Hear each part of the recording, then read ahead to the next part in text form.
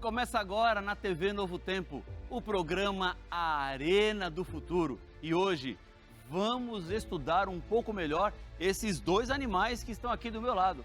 Vamos compreender essa luta entre o carneiro e o bode. O que isso tem a ver? Comigo e com você? Deus está no controle da história. Nunca se esqueça disso. Você sabe que o programa chama-se Arena do Futuro. A Arena porque nós discutimos a Bíblia, e do futuro porque nós estudamos as profecias. E você não pode perder o que vamos conversar hoje, porque é algo que tem a ver com a história, tem a ver com o cuidado de Deus em cada detalhe e no final, a certeza da salvação que teremos quando Jesus Cristo voltar.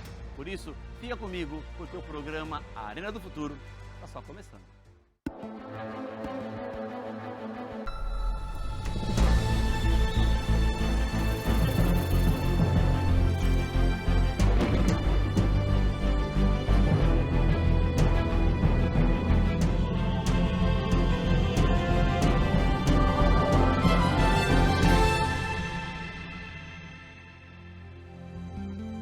Tá vendo como foi rapidinho? Já voltamos e eu tenho um convite muito especial para você, para ser parte da nossa escola bíblica. Receber materiais impressionantes que vão transformar a sua vida e impactar toda a sua família.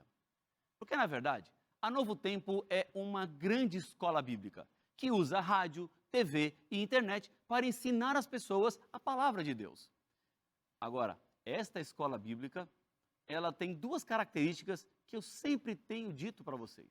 A primeira é que ninguém paga mensalidade, porque os anjos da esperança que nos apoiam, que acreditam na Novo Tempo, proporcionam meios para que nós consigamos estar no ar pregando 24 horas por dia, 7 dias por semana e oferecendo estudos bíblicos.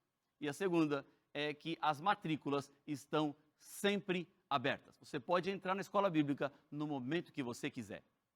Hoje eu quero te apresentar uma série de estudos do qual eu tenho o privilégio de ser o autor, que trata sobre a cura do pecado. Os seres humanos foram infectados por um vírus mortal. E esse vírus é a desobediência a Deus, que nós também chamamos de pecado. Eu e você não temos nada por fazer para nos livrar dessa enfermidade do pecado. Mas Jesus Cristo, em seu amor, oferece a cura para mim e para você. E nesta série de estudos você vai entender exatamente como é que nós seremos curados do pecado. Para você pedir esse material e receber aí na sua casa gratuitamente, você precisa mandar uma mensagem para nós no WhatsApp.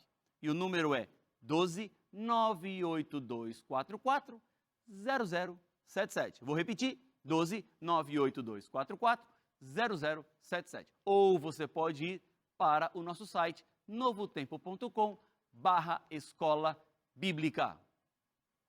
Também está aparecendo agora na tela da TV Novo Tempo um QR Code. Se você apontar a câmera do seu celular, vai ser levado diretamente para o nosso site. Tudo bem? Então vamos ao tema de hoje. Eu já estou com a minha Bíblia aqui. Espero que você também tenha a sua Bíblia aí, porque aqui no Arena do Futuro tudo começa na palavra. Depois de destruir Tiro, no ano 332 a.C., o imperador Alexandre o Grande estava a caminho do Egito quando passou por Jerusalém.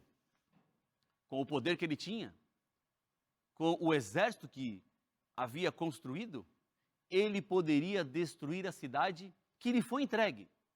Mas uma previsão do livro de Daniel ajudaria a fazê-lo mudar de ideia e pouparia a cidade. E é isso que vamos tratar no estudo de hoje. O livro de Daniel foi originalmente escrito mais ou menos 2.500 anos atrás, no ano 500 a.C. O livro está entre aqueles que foram encontrados nos manuscritos do Mar Morto, que foram descobertos em 1947. Portanto, temos cópias muito antigas deste livro, datadas entre 100 e 200 antes de Cristo, no capítulo 8 de Daniel, encontramos uma grande guerra entre um carneiro e um bode. E mostra ainda quem desses dois animais sairia vencedor. Eu quero convidar você a abrir sua Bíblia em Daniel no capítulo 8. Vamos ao livro de Daniel no capítulo 8, versos 20 e 21. Porque aqui nós vamos entender exatamente esta figura, esta imagem deste carneiro e deste bode e quem eles representam. Veja que esses dois animais estão comigo aqui no cenário, no estúdio do Arena do Futuro. Eles ilustram exatamente uma luta entre dois impérios, entre dois reinos. Daniel 8, 20 e 21 diz assim: aquele carneiro com 2 chifres que viste são os reis da Média e da Pérsia. Mas o bode peludo é o rei da Grécia. O chifre grande entre os olhos é o primeiro rei.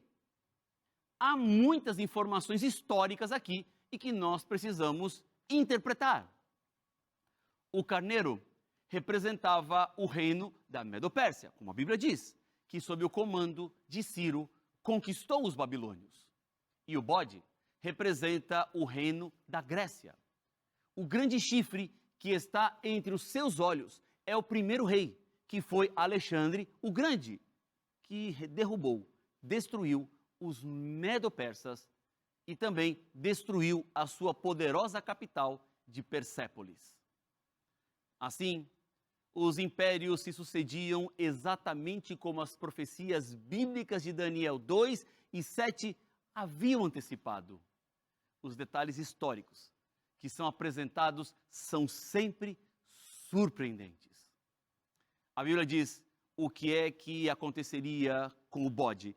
Veja o versículo 8 e o versículo 22 de Daniel, capítulo 8. Diz assim: o bode se engrandeceu sobremaneira e na sua força quebrou-se-lhe o grande chifre.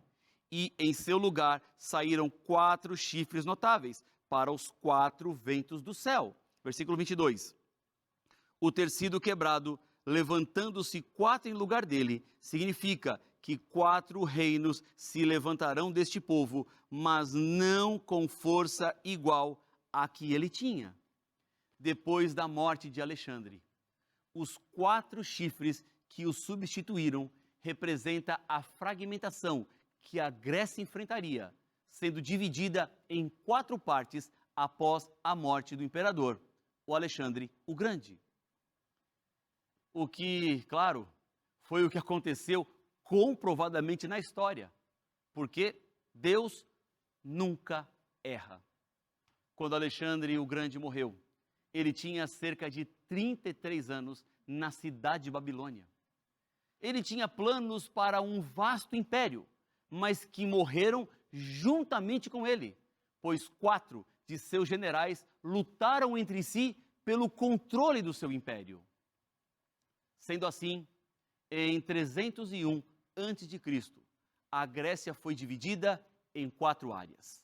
Cassandro tomou a Macedônia.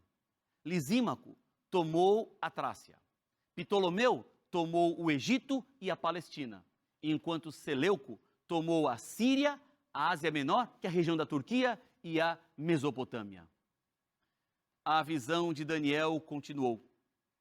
Em Daniel 8, versículos 8 e 9, encontramos que o grande chifre foi quebrado, e no seu lugar saíram 4 chifres bem visíveis, que cresceram na direção dos 4 ventos do céu. De um deles saiu um chifre pequeno, que se engrandeceu na direção do sul, do leste e da terra gloriosa. São indicações geográficas. Ainda acrescenta em Daniel 8, 25, a obra que esse chifre pequeno faria, que por sua astúcia, ele faria prosperar o engano.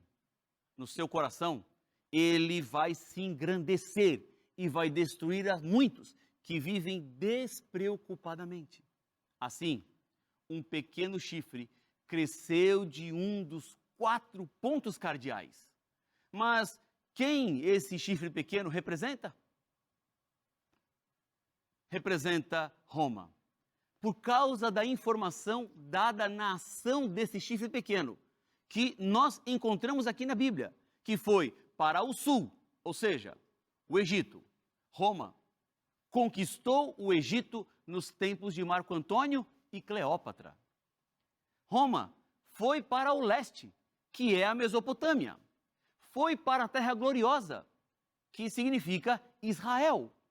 No ano 63 a.C., o general Pompeu entrou na Palestina e assumiu o controle para os romanos.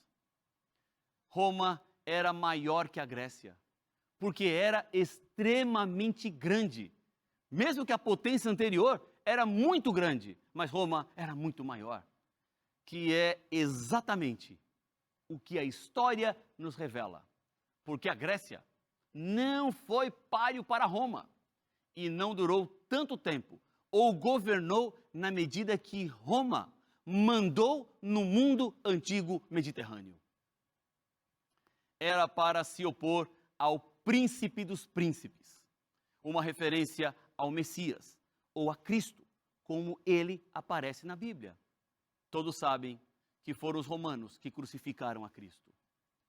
O santuário, ou o templo, foi derrubado por Roma no ano 70 da nossa era, quando Tito Vespasiano e seus soldados destruíram Jerusalém. Ele tirou os serviços diários do templo. E é claro que, com o templo destruído, Roma efetivamente pôs fim aos sacrifícios que eram oferecidos naquele lugar em Jerusalém. Mas o chifre pequeno é mais do que apenas a Roma pagã. A Bíblia diz que teria um tempo do qual esta profecia do chifre pequeno atingiria. Veja comigo Daniel capítulo 8, versículo número 17. Daniel 8, 17 diz assim: Veio, pois, para perto de onde eu estava. Ao chegar ele, fiquei amedrontado e prostrei-me com o rosto em terra. Mas ele me disse: Entende, filho do homem, pois esta visão se refere ao tempo do fim. A visão das atividades desse chifre pequeno nos levaria ao tempo do fim. A história nos ajuda aqui. O chifre pequeno, segundo a história, teve duas fases. A primeira fase foi o Império Romano Pagão. E a segunda fase foi a Igreja de Roma medieval, ou da Idade das Trevas, ou da Roma Papal, como é chamada pelos historiadores. O professor Labianca, do Departamento de História da Universidade de Roma, escreveu o seguinte: da sucessão dos Césares, veio a sucessão dos pontífices em Roma. Quando Constantino deixou Roma, deu seu assento ao pontífice. É por isso que a igreja tem em seu nome a expressão romana. Assim, o chifre pequeno de Daniel 8 representa em primeiro lugar a Roma pagã e depois a papal, ou seja, a igreja de Roma. É por isso que as ações do chifre pequeno também vão além da Roma pagã e continuarão até o tempo do fim, o tempo em que Cristo retornará. Ora, há algumas atuações deste chifre pequeno. Veja comigo Daniel capítulo 8, versos 10, 11 e 12. Diz assim: cresceu até atingir o exército dos céus.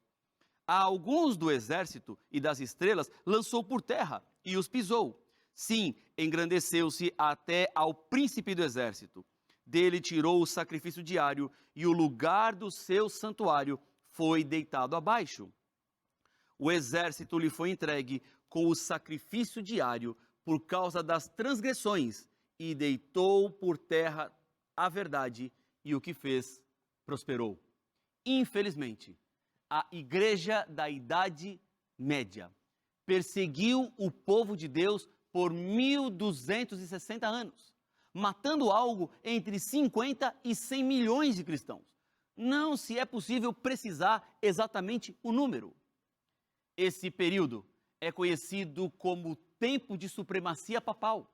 Além disso, houve um movimento para derrubar a verdade.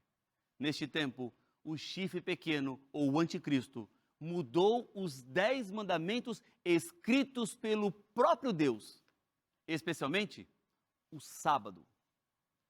Em Daniel capítulo 8, versículo 13, a pergunta foi feita: por quanto tempo a visão vai durar? Então, no versículo 14 de Daniel capítulo 8, vem a resposta: até 2.300 tardes e manhãs, e o santuário será purificado. Os 2.300 dias são literais ou simbólicos? Se eles são literais, seriam apenas 6 anos e meio.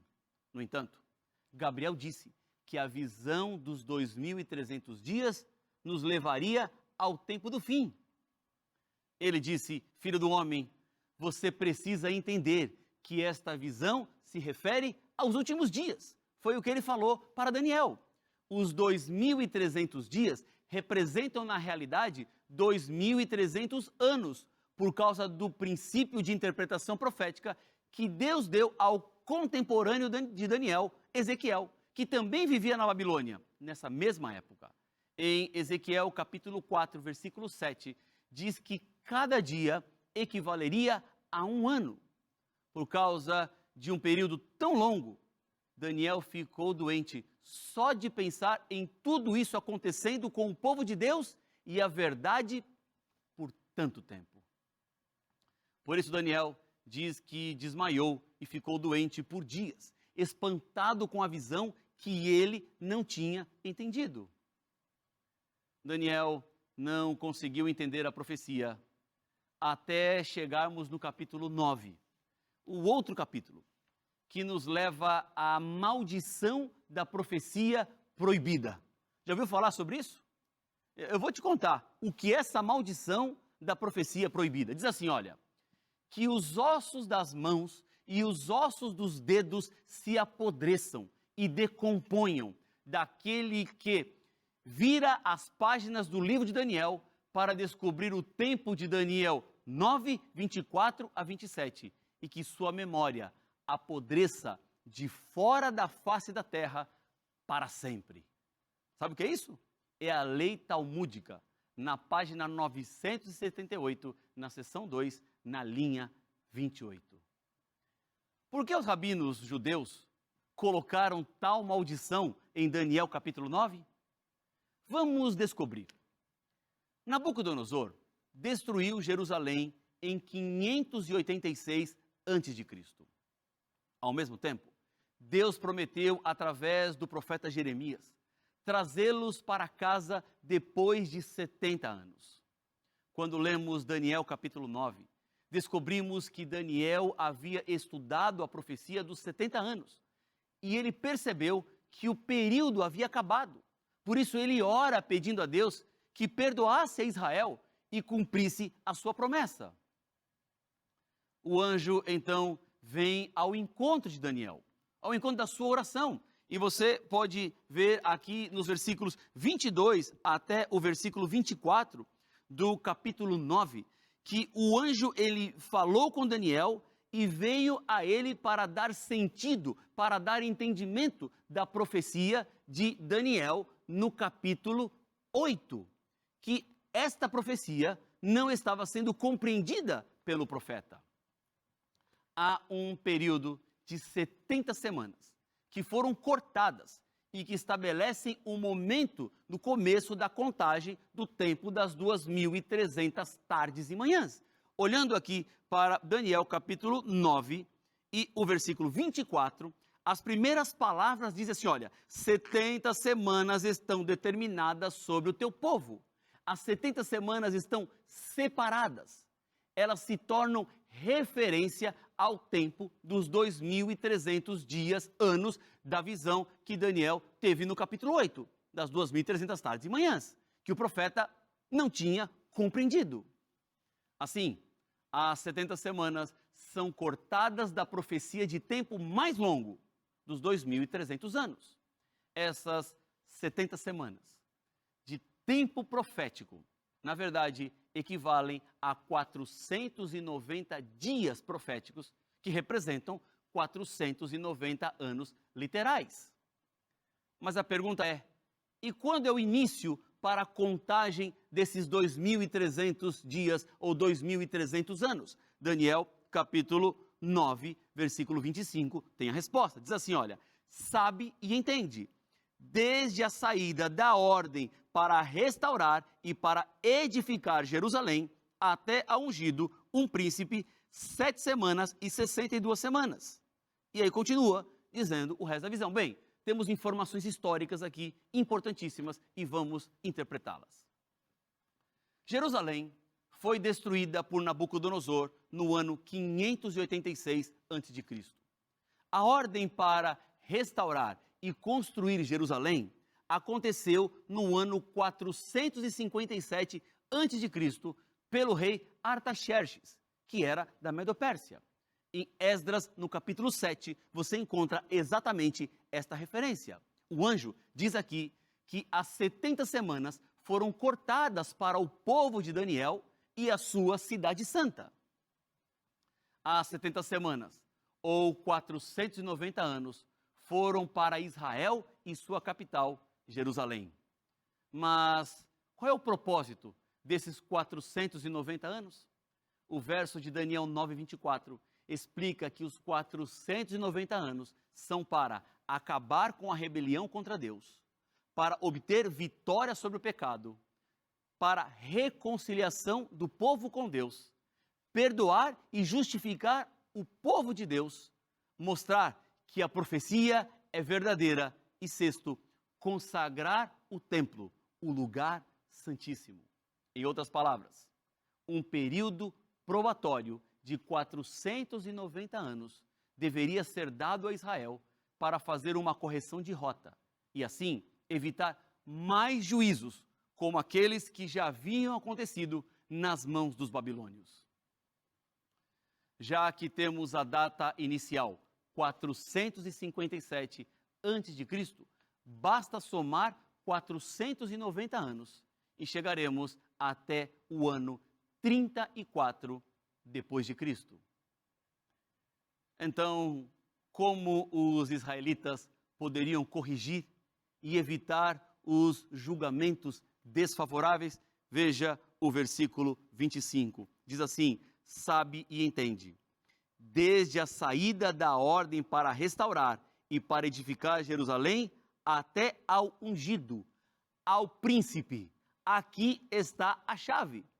O ungido, ou o príncipe, é o mesmo que o Messias, porque era a maneira pela qual, somente esta maneira, Israel poderia corrigir e evitar os julgamentos desfavoráveis. O Messias, o príncipe. Então, quando o Messias viria? O período profético que encontramos aqui é um período de 7 semanas e depois de 62 semanas, ou seja, um total de 69 semanas. Então, o Messias chegaria. Agora, temos que fazer algumas contas. 69 semanas vezes 7, porque são os dias da semana, é igual a 483 dias proféticos, ou 483 anos literais.